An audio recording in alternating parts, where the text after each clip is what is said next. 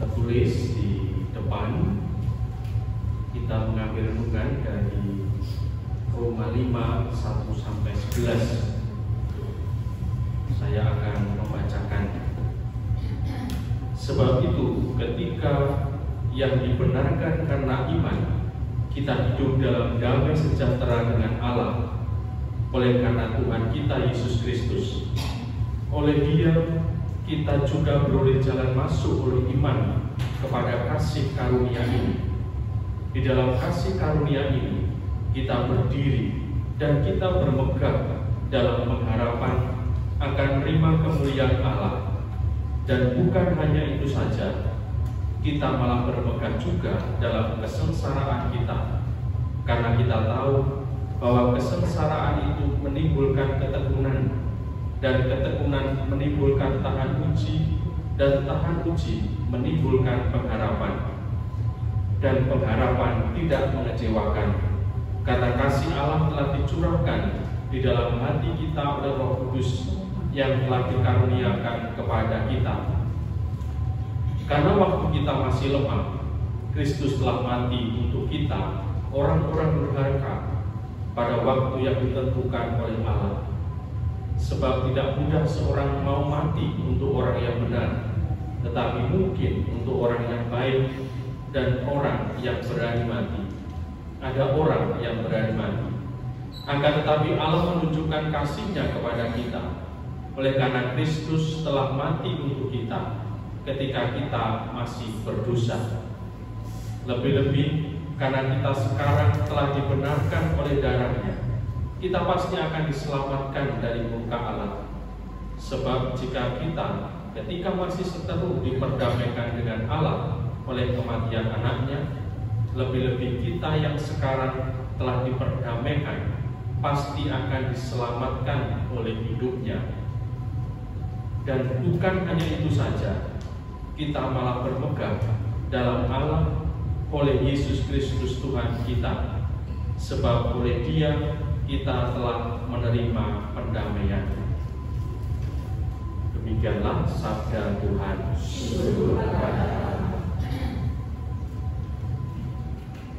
Bapak Ibu, saudari-saudaraku yang terkasih,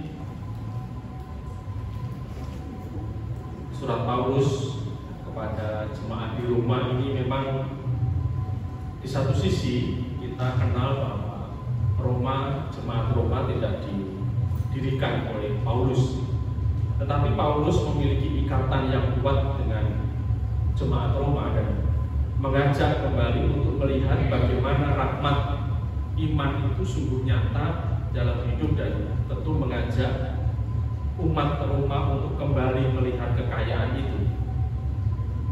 Maka kalau dalam summary-nya ini dari bacaan itu saya potong-potong, saya mau ngajak untuk fokus pada poin-poin tertentu yang di awal saya menuliskan dan mengutip dari Roma itu. Kita hidup dalam damai sejahtera dengan Allah. Jadi semua pengikut Kristus itu dikenalkan pertama-tama adalah sebagai orang yang hidup dalam damai sejahtera Allah. Jadi kenapa? Karena mereka harus paham dan tahu bagaimana Allah membela dan mencintai mereka. Nomor 2 itu, oleh Dia kita juga boleh jalan masuk oleh iman kepada kasih. Nanti kita akan lihat. Di dalam kasih karunia ini kita berdiri, kita bermegah dalam pengharapan akan menerima kemuliaan Allah. Dan Paulus memberikan keterangan-keterangan yang cukup detail menurut saya, sampai pada sebuah kesimpulan, oleh Dia kita telah menerima pendamaian, kita ditebus itu. Oke, lanjut. Saya menemukan kaos yang bagus ya. Ini tulisannya sangat menyentuh menurut saya ya. Gusti ngapunten sabar terus telani kegedean uripmu umat habib. Jadi kalau di bahasa Indonesia ya, Tuhan mohon ampun saya mengeluh terus, karena setelahnya kegedean itu dalam bahasa mekanik sebenarnya ya, kalau itu kalkulator setekan baterai, tapi obat mabit gitu ya. Obat mabit itu kontak-matik ya. Jadi maksudnya adalah keinginannya terlalu besar sehingga hidupnya itu malah kontak-matik aja. Dan memang kadang-kala kalau saya membaca ini saya merenungkan yang membuat kita tidak tenang itu kadang-kala keinginan-keinginan kita yang tidak jelas. Keinginan tidak jelas. Kantongnya tipis, terus pengen roh jadi cuma ngeluh roh. Ini kan dolar roh ya, ini kan bisa ke sana ya, tapi kantongnya tipis. Jadi ngeluhnya karena keinginannya, bukan karena apa. Kadang-kadang kita juga mengeluh bukan karena kita tidak bisa, tetapi karena keinginan-keinginan kita yang terlalu tinggi. Makanya dalam filsafat timur itu selalu dikatakan bahwa sumber penderitaan itu adalah keinginan. Makanya kalau agama-agama timur itu mengajarkan kepada umatnya itu untuk mengecilkan keinginan supaya hidupnya menjadi tenang. Dan sampai kepada kita sebuah norma tentang kesederhanaan. Jadi semakin hidup kita sederhana itu semakin kita tenang sebenarnya. Tapi karena kita itu kadang-kadang ya namanya manusia ya, banyak keinginan sehingga kita sendiri yang kepontalan ya, bukan jelasnya. Ini kok saya nemukan di tulisan di kaos ini kok bagus ya. Terus tak suruh pakai keponakan saya, tapi tidak mau dibantu foto dan tulisannya mau. Dari itu saya beri orang yang merenung itu. Jadi memang kalau kita bicara tentang kesulitan, kita bicara salib itu sebenarnya itu salib atau bukan? Kadang-kadang kita kalau berpikir tentang penderitaan kita langsung bicaranya tentang salib. Padahal itu bukan salib, itu kita sendiri yang membuat. Kita sudah dibuatkan salib yang pas, yang cocok untuk kita. Tuang tambah ini jadi abot. Padahal salib kita sudah, Tuhan katanya kan tidak memberi beban melampaui kekuatan kita. Tapi kok abot Gusti, kok berat? Ya itu tadi kadang-kadang salib yang sudah cocok untuk kita jadi tuang baik macam-macam. Lalu kita wah salibnya abot. Saya sering mengatakan kepada teman-teman remaja itu, sebenarnya yang membuat kamu mengeluh apa?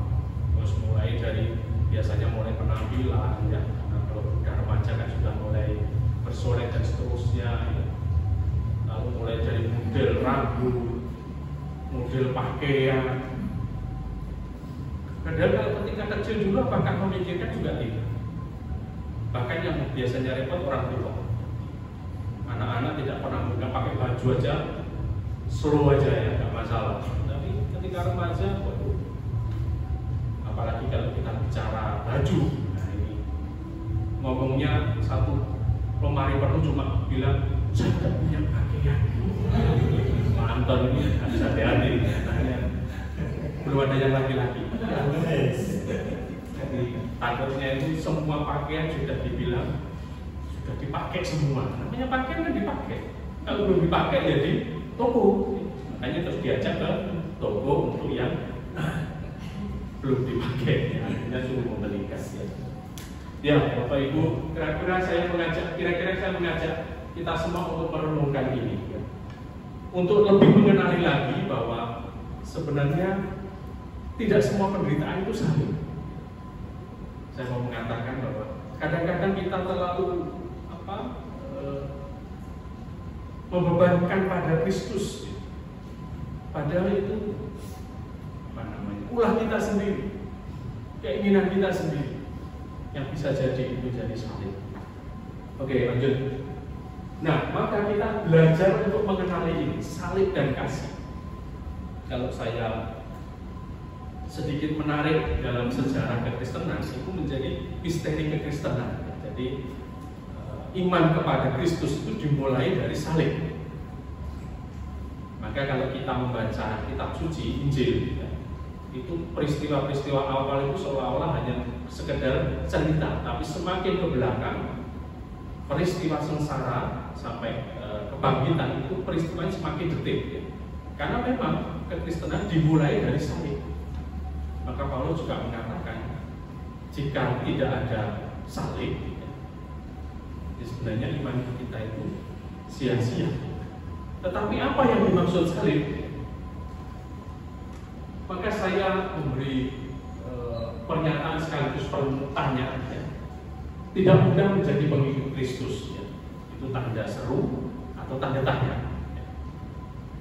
Tidak mudah menjadi pengikut Kristus. Memang ketika awal kekristenan dikatakan banyak orang yang akhirnya menjadi murid Tuhan, meminta diri dibaptis kalau kita membaca Kisah Para Rasul.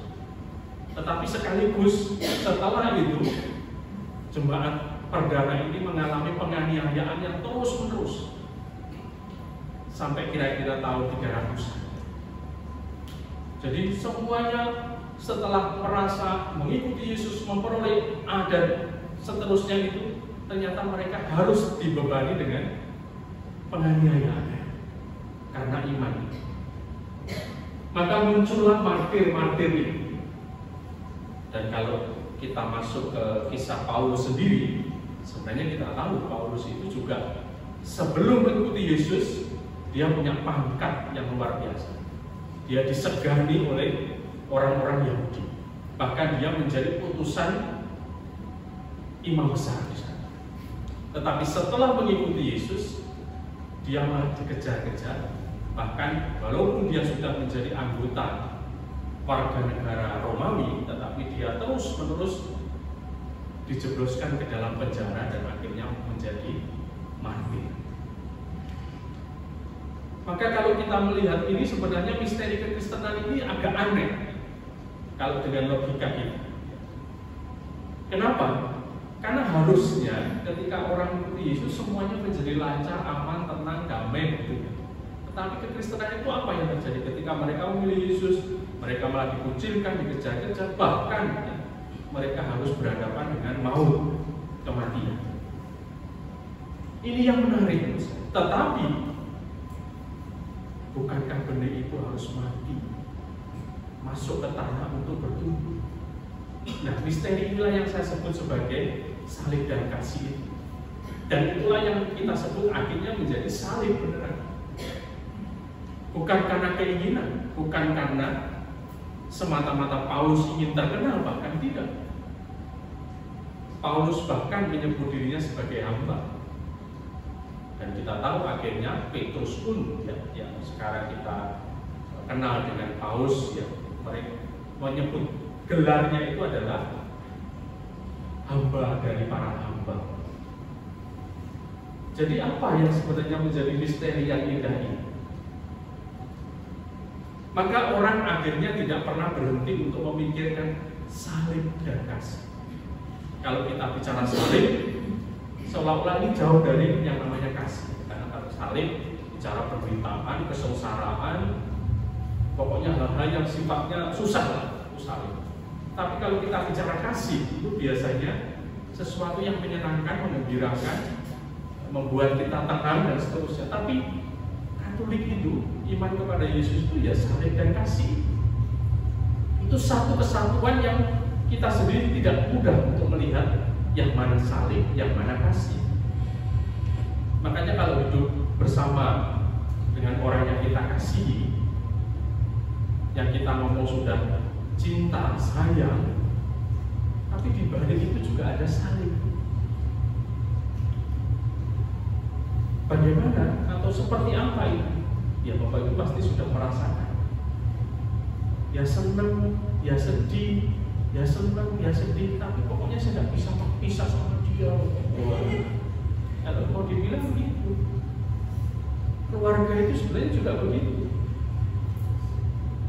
Makanya di tengah-tengah keluarga itu kan kadang-kadang aneh ya. Namanya saudara, adik, kakak, bertengkar. Lalu sebagai orang tua kita selalu mengatakan, Ustaz ini saudara ojo bertengkar. Ya mungkin tidak, tapi nanti bertengkar lagi. Lalu kita mau mengatakan, iya apa sih saudara bertengkar? Tapi hampir ya menurut saya, hampir semua keluarga juga begitu. Apalagi kalau punya anak dua, sama-sama laki-laki, sama-sama perempuan, biasanya sama. Gara-gara listrik aja bisa pikiran, sandal, sebagainya. Nah itu saudara. Makanya saling dan kasih itu jadi misteri terus. Oke. Maka kita masih dalam peristiwa Paskah ini, kita juga melihat ini sebagai peristiwa penebusan, dan itu dimulai dari Yesus yang mengajar para murid. Jadi tidak ujuk-ujuk Yesus langsung sengsara lalu wafat dan bangkit tidak, tetapi Yesus mengumpulkan para murid. Artinya ternyata peristiwa Paskah ini tidak hadir begitu saja dari Allah untuk manusia, tetapi Allah sudah mengatakan itu, memberi pengantar itu, dan itulah yang terjadi dengan proses pertumbuhan iman para murid. Makanya kita tahu dalam peristiwa-peristiwa sekitar kesengsaraan penyaliban Yesus ini, kita tahu bagaimana para murid itu harus berproses dengan Yesus. Bagaimana mereka akhirnya punya kekuatan iman. Mereka perlu untuk berjumpa terlebih dahulu. Lalu pasti kita tahu dalam peristiwa penebusan itu, ya Yesus yang menderita dan akhirnya wafat. Tetapi ternyata tidak berhenti di situ, makanya disebutlah Paskah karena sampai pada Yesus yang bangkit. Oke. Lalu kaitannya bagaimana dengan apa yang kita renungkan dalam surat Roma tadi? Hidup dalam damai sejahtera.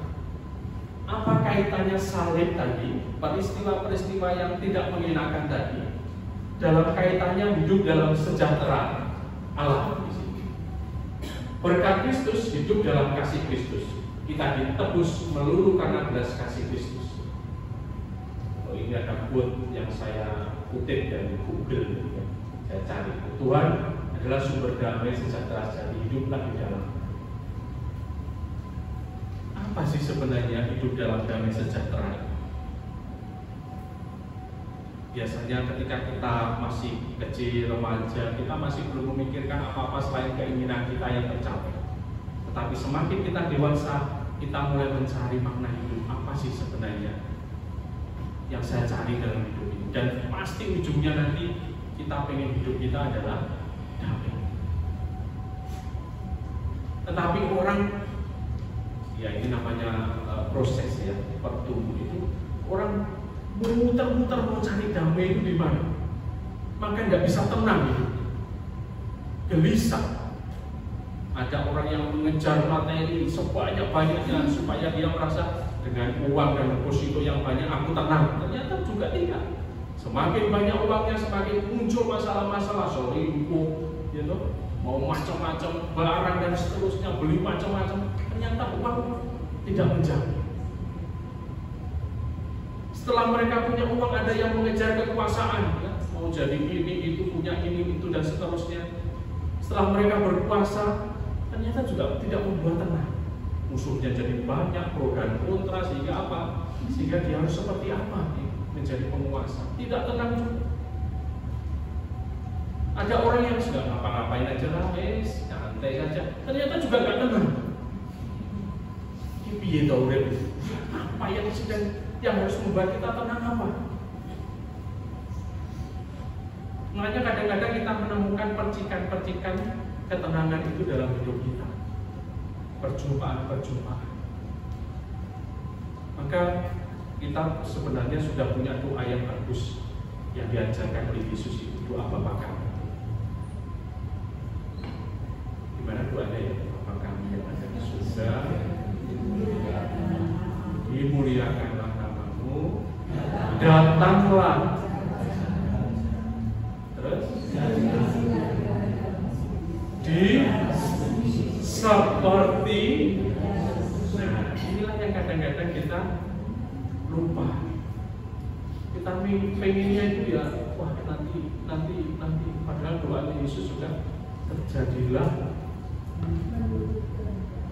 menurut kehendaknya, kerajaannya itu juga di bumi, tidak kemana-mana. Ini yang tidak mudah kita cari. Maka inilah yang ditawarkan oleh Yesus ternyata dalam surat Roma tadi. Yesus sebagai jalan masuk ke dalam kasih karunia Allah. Allah memilih jalan kasih untuk kita yang berdosa ini, yang selalu saya ulang-ulang. Ternyata Allah menunjukkan jalannya. Dan apa itu? Ya dimulai dari Allah sendiri yang memberi teladan. Aku tidak menghukum kamu, tetapi aku memilih jalan kasih ini untuk menyelamatkan kamu. Maka anaknya diturunkan. Kalau dalam kisah kitab suci selalu dikatakan Allah itu menyuruh, Tuhan itu menyuruh utusan-utusan tapi nggak digubris, sampai akhirnya mengutus anaknya sendiri supaya semakin jelas. Tetapi ternyata juga tidak. Tapi itulah bentuk sebenarnya Allah sudah menunjukkan jalannya, sekaligus ini loh, tak tunjukkan jalan kasih. Kita diajak untuk merasakan kasih Allah. Dan itu yang dilakukan oleh Yesus. Pada zaman itu memang pengajaran itu selalu oleh namanya rabi atau guru itu ya. Semua orang datang kepada mereka yang disebut rabi. Tetapi Yesus juga guru. Tetapi Yesus malah yang mengumpulkan. Kalau kita lihat panggilan para rasul itu kan ketemu di jalan, ayo melot, ketemuin, ayo melot, dan dari semua kalangan. Artinya apa? Kalau dalam bahasa Roma tadi saya mengatakan, kita diajak untuk merasakan kasih Allah, dimasukkan dalam persekutuan Allah, di mana Yesus sendiri yang mengajari. Setelah diberikan teladan, tapi juga diajak, ini loh caranya hidup. Makanya kita mengenal persekutuan para murid atau para rasul yang puncaknya nanti kita tahu dalam peristiwa Kamis Putih. Puncaknya pada peristiwa Kamis Putih. Iki loh yang dimaksud itu, hidup dalam kasih itu begini, membasuh kaki, saling melayani. Inilah yang juga ditunjukkan oleh Yesus. Maka disitulah awal kesadaran kita akan bawahnya, yaitu gereja. Jadi gereja itu, dan kita tahu Paus Fransiskus yang baru meninggal ini, dia mau menarik lagi yang namanya gereja yang dimaksud oleh Yesus itu kayak begini. Makanya bagaimana Paus Fransiskus itu memberi teologi gerejanya dengan sangat jelas, yang diakui oleh banyak orang tentang kesederhanaan, tentang dicintai, tentang penerimaan, tentang macam-macam. Nah itulah yang dimaksud sebenarnya hidup dalam kasih yang jalannya ditunjukkan oleh Yesus. Yang maunya, yang maunya adalah ya kerajaan Allah itu. Memang belum sempurna karena masih di dunia, tapi yang mau ditunjukkan ya inilah kerajaan Allah. Hidupnya itu kayak begini. Dan teladan-teladan itulah yang menurut saya Paulus mewartakan Kristus ke seluruh dunia dengan merawat jemaat Kristus. Jadi ya kalau dalam bahasa Paulus memang tidak ada yang lain selain saya harus mewartakan. Maka salah satu ayatnya ya masih kurang lebih saya ingat, ya kalaupun boleh ya saya hanya minta boleh mewartakan. Tidak minta apa-apa Paulus. Karena apa? Karena ya ternyata sudah dimulai oleh Allah melalui putranya, mengumpulkan murid-murid, dihadirkan oleh persekutuan, hadir dalam persekutuan yang dikenalkan dengan kerajaan. Dan ini loh yang sebenarnya kita cari. Makanya Paulus wis gak iso, kudu ini, kudu tak omongnya kepada banyak orang. Itu yang dilakukan oleh Paulus. Nah, realitas itu atau keinginan Paulus ini tetap bersentuhan dengan ya persoalan dunia. Itu ada salah satu buku yang judulnya menarik untuk remaja. Kecil bahagia, muda foya-foya, tua kaya raya, mati maunya masuk surga. Yesus. Ya, kita tanpa berpikir pun ya setuju ya. Ada yang tidak setuju dengan ini? Yang kecil ya bahagia. Muda, wah so punya apapun yang diinginkan, bisa beli. Wah, sudah tua, wah tinggal keren, pembantunya banyak, kaya. Yang terakhir ini masih diperintah lagi, kalau mati maunya punya surga. Yes. Ini udah konflik kebahagiaan. Tapi kan ini keinginan. Kalau kita kembali bertanya kepada diri kita, ketika kecil dulu apakah bahagia? Ya bahagia loh. Tidak pernah sedih, ya pernah loh. Ya susah. Ternyata juga tidak selalu bahagia.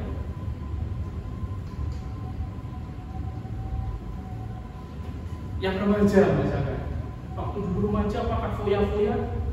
Ya kadang-kadang lo mau beli lalapan misalnya, pempek, uangnya mangan sawarake. Tapi apakah semuanya bisa keinginanmu bisa dibeli? Ya enggak, orang kadang nangis-nangis jauh apa enggak. Ya.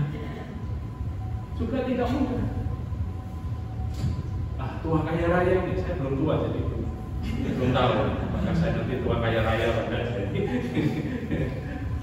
Apalagi yang mati tidak tahu. Kalau ketemuan di surga ya, kode ya. Nah ini realitas yang ada. Maka tadi apa yang digambarkan oleh Paulus, hidup dalam kasih ini akan berjumpa dengan realitas hidup kita setiap hari. Maka dalam bahasa Roma tadi dikatakan demikian, bermegah juga dalam kesengsaraan kita. Karena kita tahu bahwa kesengsaraan itu menimbulkan ketekunan, ketekunan menimbulkan tamuji, dan tamuji menimbulkan harapan. Akhirnya Paulus ini ya tahu bahwa apa yang terjadi, hidup dalam kasih, persekutuan dengan Allah memang menghasilkan sesuatu yang damai sejahtera itu.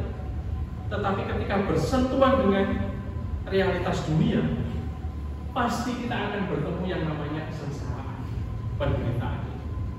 Tetapi Paulus mengajak kita untuk tidak memandang itu sesuatu yang negatif. Paulus mengajak kita untuk melihat kesengsaraan itu menimbulkan ketekunan,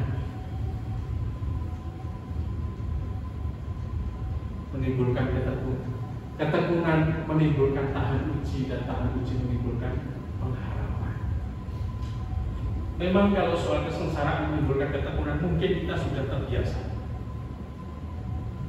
mungkin kita sudah mengalami berulang-ulang. Untuk hidup sehat itu kita perlu olahraga, ya. Dan olahraga itu bukan sesuatu yang mudah, karena harus namanya olahraga kan harus bergerak, ya, harus berkeringat dan seterusnya. Kalau mau saya ibaratkan itu sesuatu yang diperjuangkan. Tapi kalau menimbulkan ketekunan terus, ya, menimbulkan kesetiaan itu, ya pasti akan membuahkan sesuatu. Kalau di sini ketekunan menimbulkan tahan uji menimbulkan pengharapan. Inilah ilmu yang selalu saya ulang itu, disiram orang teles, ya. Di obong orang angus, gak habis. Itu yang menurut saya menjadi dalam bahasanya Paulus itu ya demikian. Ketika hidup dalam damai bersama Allah, berjumpa dengan realitas dunia, kita merasa bahwa wah, kok saya ini sudah apa sih yang kurang dari hidup iman saya ini? Saya sudah rajin berdoa, sudah begini, tapi kok selalu ada saja masalah. Jangan salah, Paulus yang berjuang untuk Yesus pun juga mati sebagai martir. Itu sesuatu yang bagi kita kok iso. Nah, yang terakhir inilah yang memang tidak mudah, ya. Tahan uji menimbulkan pengharapan. Memaknai salib dan kasih dalam persiaran itu, saya tulis demikian. Dalam hidup setiap hari dengan segala realitasnya sampai pada kebahagiaan yang sejati. Oke? Nah, memang ini sangat bagus, ini tidak terlalu panjang Bulla Paus Fransiskus ini. Kenapa saya teruskan kepada tulisan Paus Fransiskus tentang Bulla Jubileum, karena dari Roma 5 ayat 5 itu ternyata menjadi sumber inspirasi Bulla Paus ini. Dalam bahasa Latin, spes non perfusit, pengharapan tidak mengecewakan. Apa itu? Kita lihat. Oke, lanjut.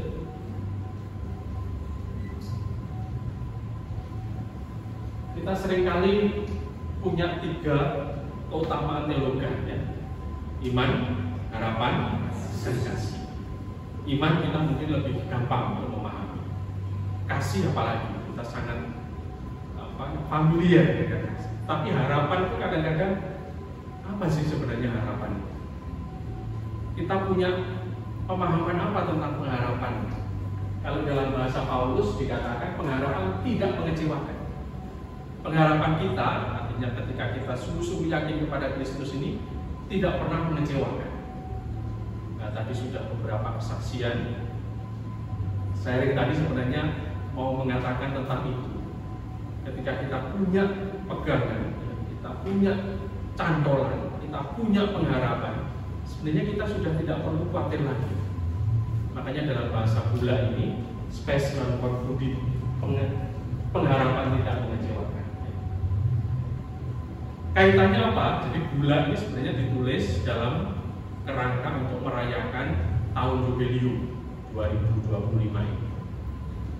Lalu dikatakan memang Jubileum ini identik dengan perjumpaan pribadi sejati dengan Tuhan Yesus yang kita ibaratkan dengan pintu. Jadi yang dimaksud Porta Santa atau pintu suci itu maksudnya sebagai simbol bagaimana kita berjumpa dengan Yesus sendiri. Jadi itu sebagai simbol. Maka kita kenal bangunan-bangunan suci, gereja itu selalu punya Porta Santa.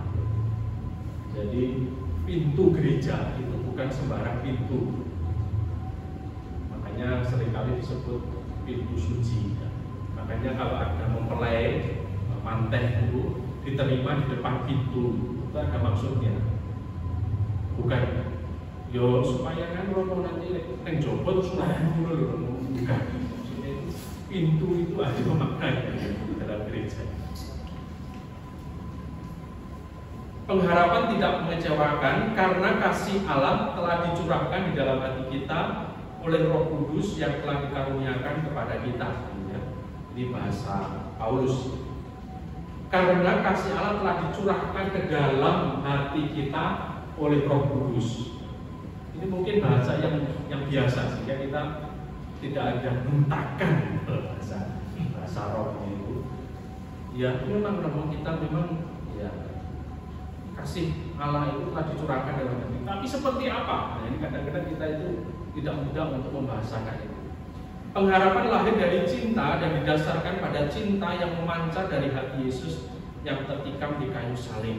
Ini bahasa spiritual sungguh, maka ya mungkin tidak terlalu mudah. Pengharapan itu lahir dari cinta dan didasarkan pada cinta yang memancar dari hati Yesus. Jadi bahasa sederhananya adalah alangkah indahnya itu kita kalau kita merasa dicintai.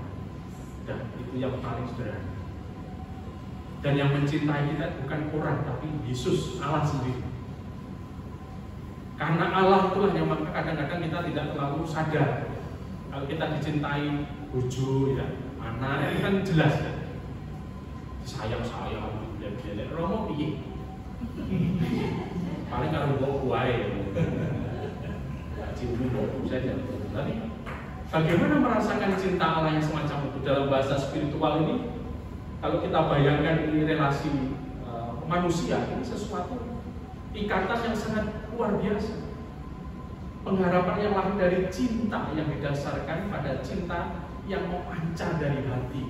Terus love, cinta. Kalau gambarannya itu kayak gambaran waru itu. Di belakang saya ada enggak? Hebat ya. Ya kayak begitu. Orang yang sangat dicintai.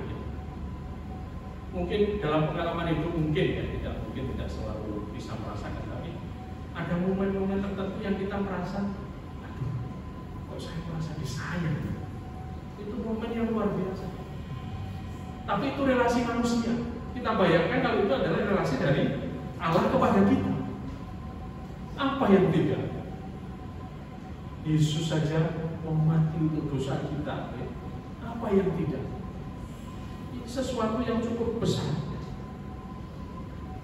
Lalu berikutnya, pengharapan Kristiani tidak mengecewakan karena didasarkan pada kepastian yang tidak ada sesuatu pun atau seorang pun dapat memisahkan kita dari kasih Allah. Nah, ini lebih kuat lagi Paulus mengatakan.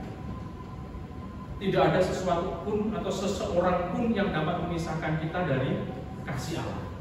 Makanya kenapa dulu ada para martir yang bahkan lebih baik mati daripada mengingkari iman. Ya karena merasa ya sama atau kalau bapak ibu ini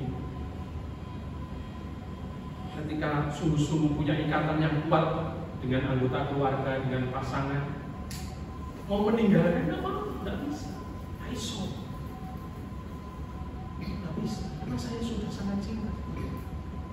Saya mengasihi dia. Seperti bapak ibu dengan anak-anak misalnya. Tidak bisa melihat anak menderita sengsara, tidak bisa. Bahkan kalau seorang ibu ya biasanya kalau melihat anaknya yang, oh ya saya aja Tuhan yang sakit, jangan anak saya. Itu masih gitu. Nah itulah yang terjadi sebenarnya dalam hidup kita masing-masing. Siapakah yang akan memisahkan kisah kita dari kasih Kristus? Penindasan, kesesakan, penganiayaan, kelaparan, telanjang. Tetapi dalam semuanya itu kita lebih daripada orang-orang yang menang oleh Dia yang telah mengasihi kita. Sebab aku yakin bahwa maut maupun hidup, baik malaikat-malaikat maupun pemerintah-pemerintah, baik yang ada sekarang maupun yang akan datang, atau kuasa-kuasa, baik yang di atas maupun di bawah, ataupun sesuatu makhluk lain, tidak akan dapat memisahkan kita dari kasih Allah yang ada dalam Kristus Yesus Tuhan kita. Jelaskan bagaimana Paulus mengatakan kepada jemaat di Roma, sudah, kamu sudah dicintai Yesus Kristus. Nggak ada yang bisa memisahkan cinta itu, nggak bisa. Wes diwangi, apa nggak bisa. Nah inilah yang mau dikatakan tentang pengharapan yang tidak mengecewakan. Jadi simpulan sementara yang bisa saya katakan, kalau ada yang tidak menyukai kita, ada yang membenci kita, tenang. Tuhan Yesus sudah mencintai kita banyak. Tidak usah terluka, tidak usah bersedih, tidak usah putus asa. Tuhan Yesus mencintai kita sehabis-habisnya. Inilah yang menurut saya memang digarisbawahi dengan cukup jelas oleh Paulus. Di sini kita melihat alasan mengapa harapan ini bertahan di tengah-tengah pencobaan. Dalam bahasa dokumen ini dikatakan, didasarkan pada iman yang dipupuk oleh amal kasih, harapan ini memampukan kita untuk terus maju dalam kehidupan. Lanjut. Tapi dokumen ini juga memberikan, menurut saya, caranya. Kan kadang-kadang kita sulit ya untuk bisa merasakan kasih Allah itu seperti apa. Walaupun saya mikir, saya merenung, kok saya juga tidak bisa ya menemukan atau merasakan kasih Allah itu. Dokumen ini mengajak kita untuk memilih satu praktek kebajikan yang erat dengan harapan itu, yaitu kesabaran. Lebih susah lagi, tidak merasakan dicintai, tapi kok belajar sabar. Tambah berat. Tapi ini cara. Kalau kamu tidak merasa dicintai,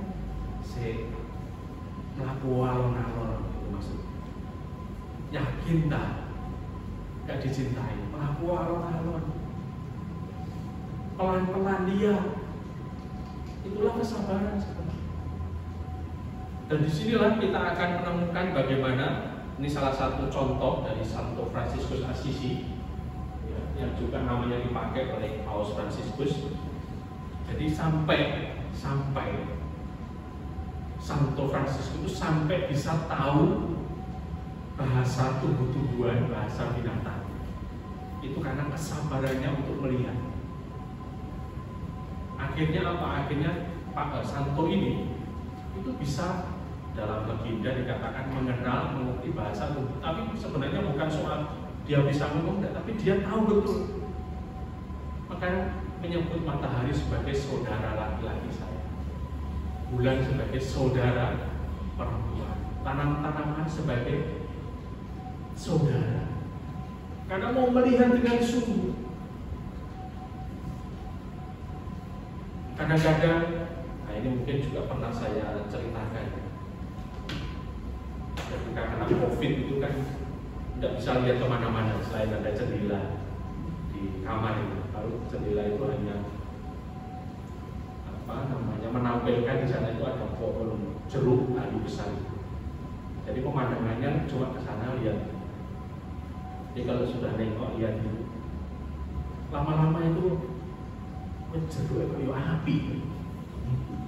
Dan kadang-kadang kalau kita hidup setiap hari mungkin biasa aja, lihat tanaman, lihat sesuatu di sekitar rumah kita biasa saja. Coba kita berani duduk diam terus melihat berulang-ulang. Wah, hijaunya terus ada semburat-semburat kuningnya di atas.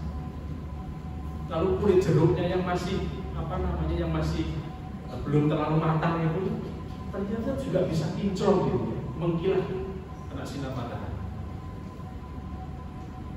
Pengalaman itu yang bagi saya, iya. Kadang-kadang saya ini nggak pernah bersyukur. Dan kita lihat pohon jeruk ini aja kok bisa menyenangkan. Nah ini bisa dicoba kita sekalian. Kita mungkin karena situasi, karena apa, tidak bisa kemana-mana, hanya bisa duduk. Ternyata ada banyak hal yang masih bisa kita nikmati. Itulah kunci kesabaran sebenarnya.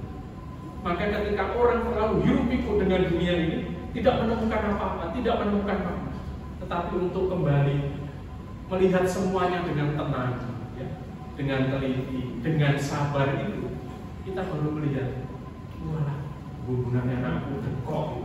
Kadang-kadang kelihatan ketika kita menengahi, tapi karena kita harus sangat mari sudah pernah roh sudah sekarang itu sudah kepalanya ada. Kita lupa kok hubungannya kok dekok, Pak. Kadang-kadang karena kita cuma diam bersama di keluarga. Nah ini yang kadang-kadang kita lupa. Maka Paus ini menurut saya cukup luar biasa, menemukan spiritualitas yang sangat sederhana. Kita diajak untuk kembali melihat praktek ini dalam hidup kita. Karena dunia ini selalu berputar begitu cepat, sehingga kita melupakan bagaimana Allah itu menanam keindahan-keindahan, bahkan setiap titik hidup kita lewatkan begitu saja. Dan cinta itulah yang membuat pengharapan kita menjadi tumbuh. Wah, cuma tumbuhan kayak gitu aja dibuat kayak begitu. Apalagi Rudi kayak ini ganteng ini kayak. Wah, itu mesti Tuhan Yesus mulai perawon ya. Wah, seperti ngirim macam-macam itu. Tuhan pasti marah. Kayak gitu aja diperhatikan nggak karuan. Makanya ketika saya mulai rambut saya menipis di sini itu rambut saya mulai tipis ya. Supaya lebih indah ya sini juga tipis, pada bagus. Kalau ini yang gondrong sini kan tambah teh kan gampang sebenarnya. Kadang-kadang kita kesulitan dengan masalah hidup kita, tapi sebenarnya banyak hal indah yang bisa kita temukan. Inilah kesabaran. Tetapi ya sekali lagi ini tidak mudah. Maka Paulus yang lanjut. Nah Paulus ini mengajak kita untuk berlabuh dalam harapan. Paus Fransiskus ini. Tentunya kita perlu berlimpah dalam pengharapan sehingga kita dapat memberi kesaksian yang dapat dipercaya dan menarik letak iman dan kasih yang berdiam di dalam hati kita agar iman kita bergembira dan amal kita bersemangat, dan agar kita masing-masing dapat memberikan senyuman, sikap persahabatan yang kecil, pandangan yang ramah, telinga yang siap mendengarkan, berbuat baik dan mengetahui Bapa, dalam Roh Yesus hal-hal ini dapat terjadi. Kadang-kadang tidak mudah, tapi kita punya cara lagi untuk memahami kesabaran itu. Apa? Berbuat baik. Karena berbuat baik itu menunjukkan bagaimana langkah kita itu menjadi langkah yang lebih tenang. Lalu apa yang dituliskan oleh Paus Fransiskus? Soal memberi senyuman. Makanya kan Paus Fransiskus dikenal dengan smile pop, bukan pop me, smile. Paus yang tersenyum, wajahnya. Bapa dan kebangkitan Yesus adalah inti iman kita dan dasar pengharapan kita. Kembali lagi kepada iman kepada Yesus. Oke? Nah, semuanya setuju ini. Kita lihat ini tidak sedih, tapi pasti kita punya harapan nanti lihat tua si iso senyum kayak ini. Kalau kita sudah sepuh, senior, lansia, apapun namanya, tetap tersenyum. Dan ini senyuman menunjukkan apa? Bukan menunjukkan tanpa beban, tapi senyuman yang sudah memahami tentang salib dan kasih. Saya tahu sang nenek yang seusia ini pasti tidak mungkin hidupnya itu lempeng saja, tidak mungkin. Dengan gaya rambutnya saja sudah menunjukkan bagaimana dia tidak punya waktu untuk potong rambut gitu. Apalagi saya tentang kopi, mesti sebenarnya ngopi juga gitu. Untuk sampai pada kesempatan keselamatan kita hanya perlu bertumbuh kepada iman akan Kristus Yesus. Bertumbuh artinya bahwa iman kita bertumbuh dalam kasih dan selalu berpengharapan dalam jalan salib kita. Maka saya tulis ini, orang Katolik tidak takut salib. Ya tahu, takut kan tidak mungkin dipasang di mana-mana. Orang Katolik tidak takut salib. Tapi salib yang sesungguhnya bukan hanya yang dipasang, tapi yang kita alami, yang kita lakukan, yang kita cintai, itulah salib sebenarnya. Maka kita mulai dari kita tidak takut salib yang kita pasang. Sekaligus kita juga tidak takut dengan apa yang harus kita lalui dalam hidup. Itulah salib kita masing-masing. Lanjut. Nah, ini Santo Yohanes Salib itu menulis ini. Salib kita yang terbesar adalah ketakutan kita akan salib. Jadi dibalik lagi, salib yang paling berat itu adalah karena kita takut salib.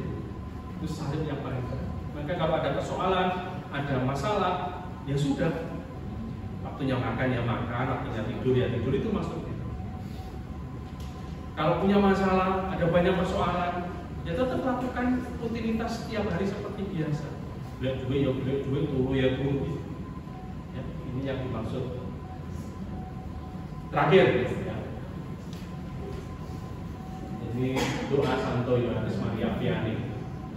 Aku cinta padamu Tuhan, dan satu-satunya rahmat yang kuminta ialah mencintai Engkau selamanya.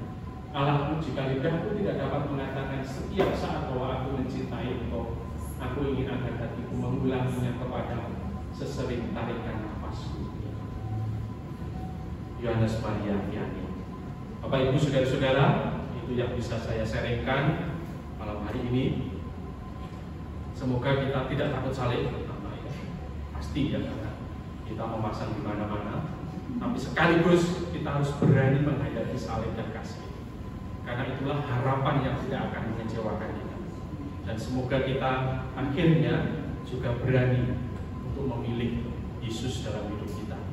Karena kita sudah dipilih lebih dulu oleh Yesus, dicintai lebih dulu, diberikan sebanyak-banyaknya supaya kita menemukan kebahagiaan yang sejati. Amin. Amin. Terima kasih untuk perlindungan kita bersama malam. Terima kasih.